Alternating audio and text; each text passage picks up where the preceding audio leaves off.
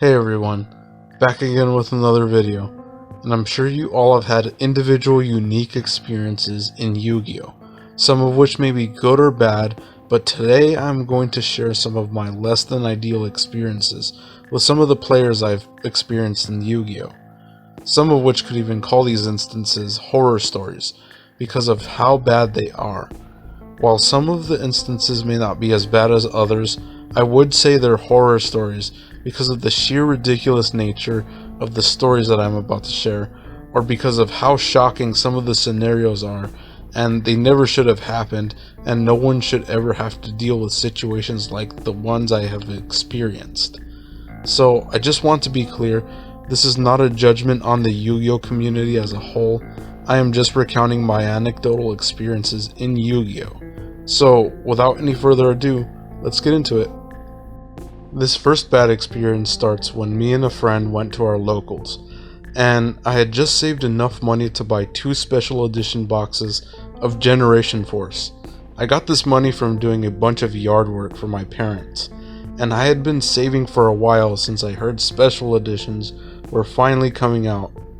We usually didn't open boxes at our locals, and we usually opened up the products at a nearby Carl's Jr. up the road. And we normally did this because we would open them up while we ate. So that's what we did. We opened up these special editions while we were waiting for our food at Carl's Jr. at the tables. And we were going through both of the boxes, and I managed to pull 2 Steel Swarm Roaches, which was about $80 in terms of the worth back then. So they more than made up the cost back for both boxes. I got a lot of other great pulls, which made the purchase all worth it. So shortly after, I went to the bathroom and I left the stacks of cards that I pulled from one of the boxes on the table where I set up my mat at the Carl's Jr. And when I came back, the pile of cards were gone. I know I had left pulls from my first box in one of my deck boxes, so I knew I still had that. So I frantically started looking around for the cards, hoping that I might have unintentionally placed it somewhere else. But to my dismay, I couldn't find the cards anywhere. I then realized that the restaurant was packed with tons of people from my locals, and I remember that a bunch of people were all huddled around our table watching what I pulled from the packs. And I figured that someone must have seen that I pulled Steel Swarm Roach, and one of them must have quickly swiped it while my friend wasn't looking. And I asked my friend if he had seen anything, but he unfortunately didn't see anything since he was looking into his backpack where he was taking out his cards. I figured since he was so focused on his cards, someone was able to pass by the table and must have discreetly taken the pile of cards with one of the Steel Swarm Roaches I had pulled. This was plausible since the pile was on the edge of the table, and hindsight being 2020, I should have put the rest of the pulls in one of my deck boxes to avoid this whole situation. But I was young and naive, and I wasn't mindful of the potentially slimy people in the restaurant. And feeling terrible, I learned a painful lesson that I should have been more guarded, and I have been more guarded since.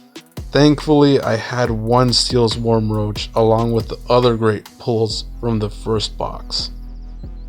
So this next experience was when I was in middle school, when everyone brought their cards to school, and I usually played with friends along with a bunch of other people during break and lunch. We eventually started selling cards that we had laying around, and I eventually found someone who wanted to buy some of the cards I was selling. I had briefly spoken to him before, so he wasn't a total stranger, and I was selling cards to him in bulk for $10. So I gave him the cards, and he said he didn't have the money at the moment, but he said that he would give it to me the next day. Being overly trustworthy, I took his word, and I came back the next day during PE to ask him for the money.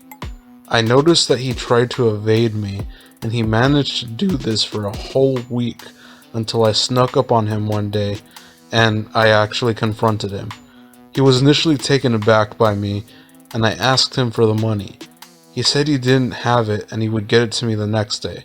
I eventually asked him so many times that he finally told me he had no intention of giving me the money, and basically he told me I was out of luck. Realizing that I couldn't do anything about it since we could get in trouble for selling cards at school, I was feeling unbelievably frustrated, especially since he brought the same cards to school every day so he could duel with them.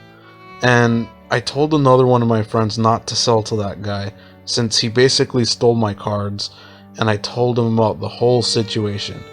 And I figured if I could warn someone else, the word would eventually spread around about his misdeeds. So, lunch ends, and I go to 5th period, and I eventually round out my day with the last class, which was PE. And the same friend I talked to at lunch walked over to me, and he pulls out the deck of cards that I had given to the guy and he had taken away from me. And my friend asked me if these were the cards the guy had taken away from me. And I was shocked and said yes. He gave me the cards, and I asked him how he got them back.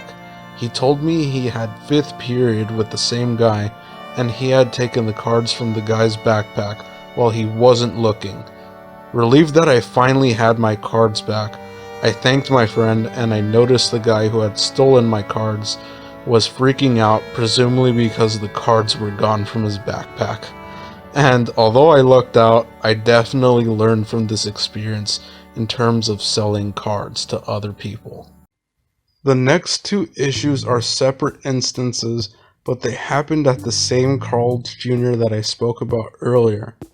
So, this begins when I'm playing a game with a friend at the Carl's Jr. tables, and a group of people from the nearby locals crowd around the table to watch the match, and we really get into the match, so me and my friend are really focused in general. Especially since I was testing out my new elemental hero deck that I had just built. So, I was about to turn the match in my favor by going into elemental hero Shining Flare Wingman, and I reached over to my extra deck, and I realized it's not there. I'm baffled since I always put the extra deck in the extra deck zone, and I check my deck box to see if I forgot to set it on my mat, just to be sure. But I was sure that I had put it on the mat. Panicking, I told my friend that I think someone must have stolen my extra deck. I figured that someone in the crowd of people around the table must have swiped it when we were thinking out our strategies, since we were so focused on the game. And this is part of the reason why I really dislike when people huddle around the table. It just opens up scenarios like this where people can easily swipe your cards, and the worst part is, I didn't even have a clue who took my cards since there were so many people around that table. So, oddly enough, this next story takes place at the same Carl's Jr. And this encounter was just weird compared to the other scenarios, and it was just unbelievably shady. So, what do I mean? Well, me and a friend had our cards out, and we were busy setting up our extra decks and minding our own business. And it's around this time when I feel a strange sort of feeling like someone is staring at me. And I kind of look around, and sure enough, there's this one guy eyeballing me right behind me. And he asks if I want to play a game for money. Yes, his first response was to ask me if I wanted to play for money right after I had caught him creepily staring at me. This already sounds weird, and I was about 15 years old at the time, while this guy looked like he was 30 years old. And on top of that, what on earth is this grown man doing asking a bunch of 15-year-olds to play Yu-Gi-Oh for money anyway? Anyways, I straight up decline his shady offer, and he proceeds to ask my friend the same question, only for him to receive the same answer. And he seemed abnormally upset just by the look on his face, so he scoffed and he awkwardly slinked away. Anyways, both me and my friend were just really weirded out, and we lightened the mood just by joking that we might have just evaded a Yu-Gi-Oh serial killer. All jokes aside, it was really weird, and I'm glad I turned down his offer, since it just seemed really off in general, and he was probably running a really cheap strategy that probably would have given him the win in the first or second turn. And this is why you always have a friend with you when you go or leave locals. You never know what kind of freak of nature might try to approach you with a shady offer. So yeah, those were a couple of stories I had in mind to share with you all. But I'm gonna have to cut this video short since I over-recorded quite a bit of stories, since I remembered I had quite a few of them to tell, and I don't want this video to be a super long video to where it's just unbearable. So I'll be back with another part to this series, with a part 2 basically. So I'll catch you then. If you would like to support more content like this in the future, you can do so at my Necromancer1040 Patreon link down below. I normally post it in the description, and you can check it there along with the other cool things I normally post down below. And with that, thank you so much for watching, thank you so much for your support, and I'll catch you in the next one. Alright, take care.